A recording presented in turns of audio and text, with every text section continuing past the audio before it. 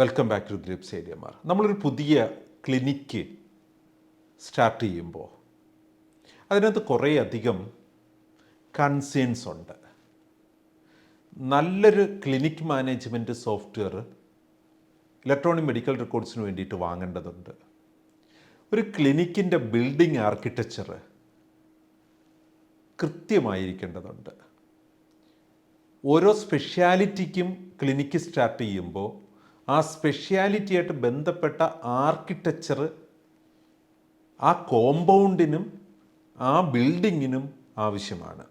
Clinic സ്വാഭാവികമായിട്ടൊരു ചെറിയ സംവിധാനമാണ് എങ്കിൽ പോലും ഒരു ക്ലിനിക്ക് തുടങ്ങുന്നത് ഓർത്തോപീഡീഷ്യനാണ് എങ്കിൽ സ്വാഭാവികമായും വണ്ടി കൊണ്ടുവന്ന് വാഹനത്തിൽ കൊണ്ടുവന്ന് അപകടം പറ്റിയ കാലൊടിഞ്ഞ കൈയൊടിഞ്ഞ ഒരാളിനെ എൻട്രൻസിനോട് ചേർത്ത് നിർത്തി ഒരു വീൽ ചെയറിലോ ട്രോളിയിലോ കിടത്തിയോ ഇരുത്തിയോ ഉരുട്ടി അകത്തേക്ക് കൊണ്ടുപോകാവുന്ന വാതിലായിരിക്കണം. അവിടെ ഒരു വാതിൽപ്പടി ഉണ്ടാകാൻ പാടില്ല, സ്റ്റെപ്പുകൾ മാത്രമായിരിക്കാൻ പാടില്ല.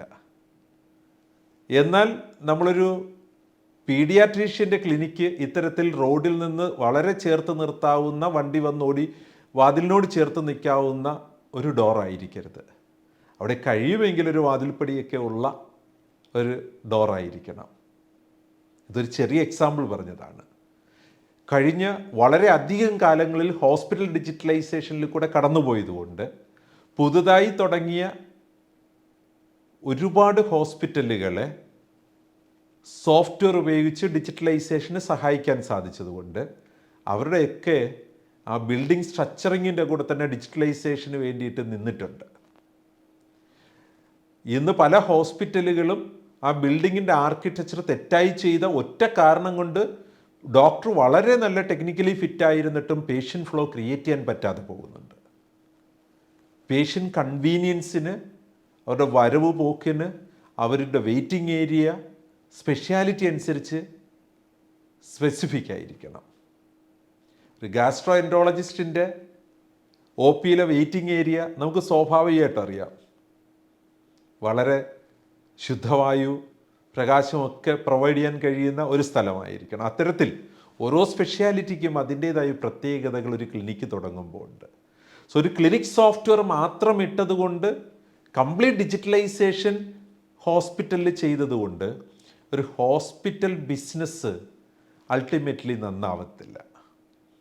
നമുക്ക് കുറച്ച് ഹെൽത്ത് കെയർ സർവീസ് മാത്രം കൊടുത്താൽ മതി.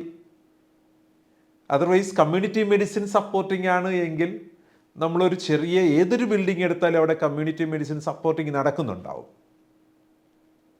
പാലിയേറ്റീവ് കെയറിന് വേണ്ടിയിട്ട് നിങ്ങളൊരു ചെറിയ ഓഫീസ് സ്റ്റാർട്ട് ചെയ്യുകയാണെങ്കിൽ ഇതൊന്നും അധികം നോക്കണ്ട. കാരണം നിങ്ങൾ അങ്ങോട്ട് പോയിട്ടാണ് പലപ്പോഴും സപ്പോർട്ട് കൊടുക്കുക. എന്നാൽ തീർച്ചയായിട്ടും കിടത്തി ചികിത്സയുള്ള പാലിയേറ്റീവ് കെയറുകളുണ്ട്. പാലിയേറ്റീവ് കെയർ സോഫ്റ്റ്വെയർ കൊടുക്കുന്ന പല സ്ഥലത്തും നമ്മൾ മനസ്സിലാക്കിയിട്ടുള്ളത് അവർ കൂടുതലും ഹോം വിസിറ്റുകൾക്കാണ് ഇമ്പോർട്ടൻസ് കൊടുക്കുന്നത്.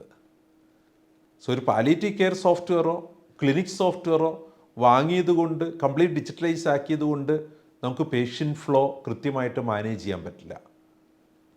How to improve patient flow in a clinic എന്നതിൽ നമ്മൾ ഏറ്റവും കൂടുതൽ ശ്രദ്ധിക്കേണ്ടത്, ഹോസ്പിറ്റൽ സോഫ്റ്റ്വെയർ ഇടുന്നതിനേക്കാൾ ശ്രദ്ധിക്കേണ്ടത് ആ ബിൽഡിങ്ങിൻ്റെ സ്ട്രക്ചറും അവിടേക്കുള്ള യാത്രയുടെ സൗകര്യവും അവിടുന്ന് ഒരു പേഷ്യൻ്റ് അകത്തേക്ക് കൊണ്ടുപോകുന്നതിനും പുറത്തേക്ക് കൊണ്ടുവരുന്നതിനും എങ്ങനെയാണ് ആ സ്പെഷ്യാലിറ്റിയെ ഡിപ്പെൻഡ് ചെയ്ത് വേണ്ടുന്നത് എന്നാണ്.